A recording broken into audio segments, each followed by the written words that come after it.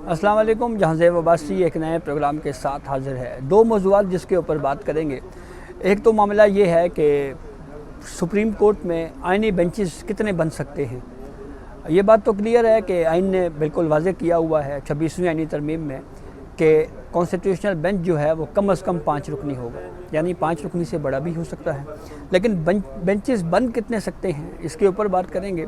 और दूसरा मौजू हमारा ये होगा कि आज जस्टिस मंजूर अली शाह साहब ने एक केस में आइनी बेंचेस के हवाले से कुछ अहम और दिलचस्प ऑब्जर्वेशंस दी हैं, और वो ऑब्जर्वेशन क्या हैं उसके ऊपर भी बात करेंगे। तफसीलात में जाने से पहले एक आपसे रिक्वेस्ट ज़रूर है कि चैनल सब्सक्राइब कर लें ताकि नई आने वाली वीडियो या अपडेट आपको बर वक्त मिल सके। इस वक्त सुप्रीम कोर्ट में जो सिटिंग जजेज़ हैं उनकी तादाद 16 है और 2 एडहॉक जजेज़ हैं।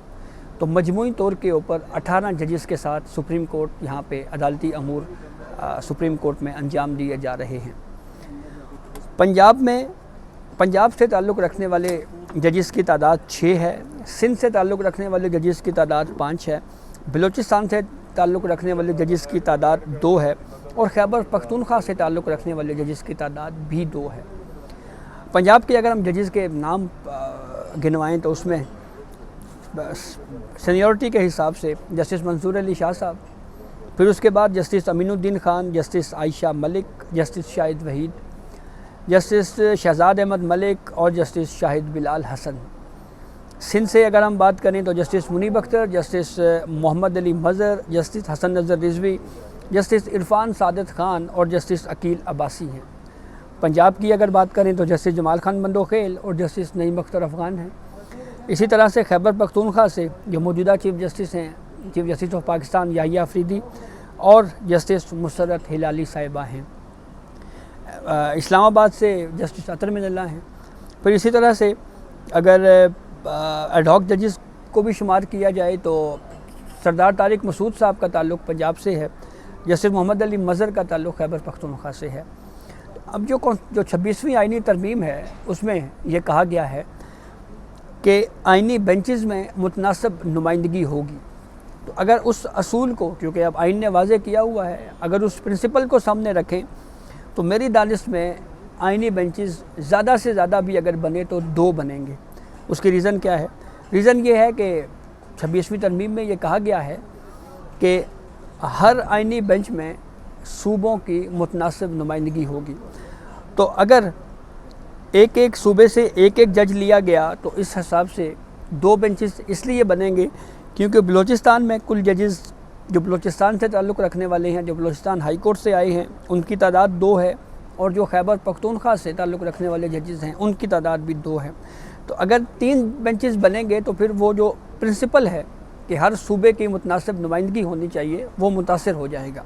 तो इसलिए मैक्सिमम जो जजेस जो बेंचेस हैं वो मेरे ख्याल में 2 ही बनेंगे, 2 से ऊपर नहीं जाएंगे।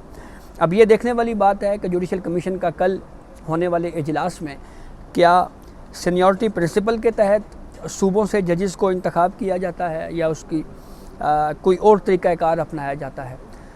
पाकिस्तान की वो जुडिशल हिस्ट्री में पहली मरतबा अब पार्लियामेंटेरियन भी जुडिशल कमीशन का हिस्सा हैं।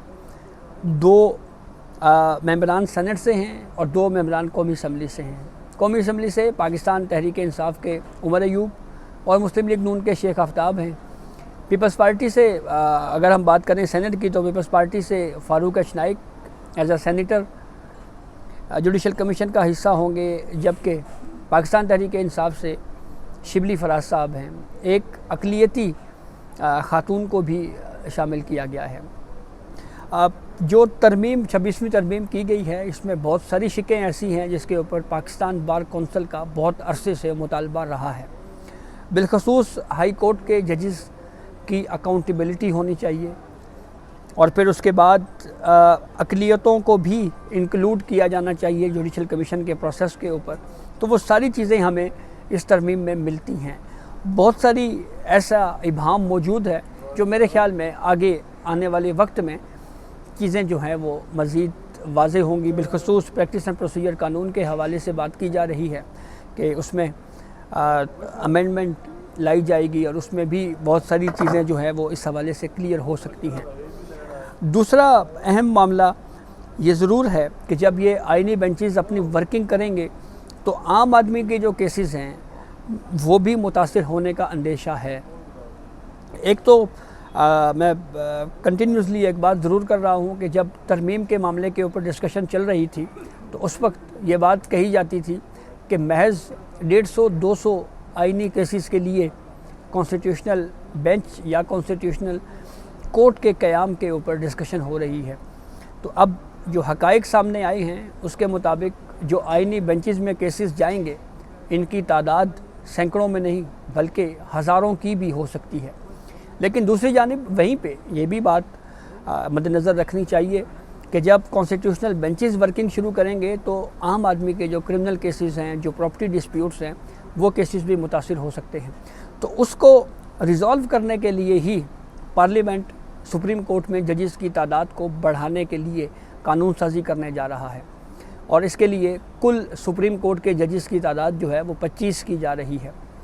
اس وقت کل اسٹرینتھ جو سپریم کورٹ ایکٹ 1997 میں تحریر کردہ ہے اس کے مطابق سپریم کورٹ کی کل اسٹرینتھ 17 ہوگی بشمول چیف جسٹس آف پاکستان، اور ججز کی تعداد بڑھانے کے حوالے سے قانون منظور ہو جاتا ہے تو بشمول چیف جسٹس آف پاکستان یہ تعداد 25 ہو جائے گی، اور یوں 8 ججز جو ہیں وہ مزید سپریم کورٹ میں اپوائنٹ ہونے ہیں، اور اس کی وجہ سے جو عام آدمی کے کیسز ہیں یہ توقع کی جا سکتی ہے کہ وہ بھی متاثر نہیں ہوں گے، اور اس کے ساتھ ساتھ جو کانسٹیٹیوشنل بینچز ہیں وہ بھی اپنی پروسیڈنگ کو آگے جاری رکھیں گے۔ دوسرا اہم معاملہ جس کے اوپر بات کریں گے کہ آئینی بینچز میں بھجوائے گئے کیسز کے اوپر ایک بہت اہم آبزرویشن جسٹس منصور علی شاہ صاحب نے آج ایک کیس کی سماعت کے دوران دی۔ SNGPL کے حوالے سے ایک کیس تھا اور اس میں ایک وکیل صاحب پیش ہوئے اور انہوں نے جسٹس منصور علی شاہ اور جسٹس عقیل عباسی پر مشتمل 2 رکنی بینچ کو یہ بتایا کہ اس کیس میں آئینی تشریح کا معاملہ ہے، قانونی سوال موجود ہے، اور 26ویں آئینی ترمیم میں یہ لکھا ہوا ہے کہ وہ معاملہ جس میں کوئی آئینی یا قانونی سوال حل طلب ہو وہ کیس آئینی بینچز میں جائے گا، تو اس لیے ان کیسز کو بھی آپ آئینی بینچز میں بھیج دیں۔ تو اس پہ جسٹس منصور علی شاہ نے پھر مسکراتے ہوئے ایک آبزرویشن دی۔ انہوں نے یہ کہا کہ آپ سارے کیسز آئینی بینچز کی طرف بھیج رہے ہیں، کچھ کیسز ہمارے پاس بھی رہنے دیں جناب۔ اور پھر یوں سپریم کورٹ کے سامنے جب یہ حقیقت آئی کہ اسی نقطے کے اوپر پہلے ہی ایک فیصلہ سپریم کورٹ دے چکی ہے جس کا ریویو پینڈنگ ہے، تو سپریم کورٹ نے وہ کیس SNGPL اوور بلنگ یا اوور ریچارج کا کیس جو ہے اس کو نپٹا دیا، اور یہ کہا کہ ریویو میں اگر کسی کا کوئی عذر ہے تو وہ پیش کر سکتا ہے۔ تو کل کا دن پاکستان کی عدالتی تاریخ کا ایک بہت اہم دن ہے۔ دیکھنا یہ ہے کہ کل بینچز کی تشکیل کے لیے کس کا کیا ویوز ہوتا ہے، کس ممبر کی جوڈیشل کمیشن کی کیا رائے دی جاتی ہے۔ جوڈیشل کمیشن کے سیکریٹریٹ کے قیام کے اوپر بھی ڈسکشن ہوگی اور اس پہ بھی جو ہے وہ کچھ چیزیں طے کی جائیں گی۔ اس کے ساتھ ساتھ جب ججز کی اپوائنٹمنٹ کا پروسیس ہے اس میں بھی پھر ہمیں بہت زیادہ چیزیں جو ہے وہ نئی ڈیولپمنٹس دیکھنے کو ملیں گی۔ تو یہ اب تک کی اپڈیٹ تھی جسے ہم نے آپ کو آگاہ کیا۔ بہت شکریہ۔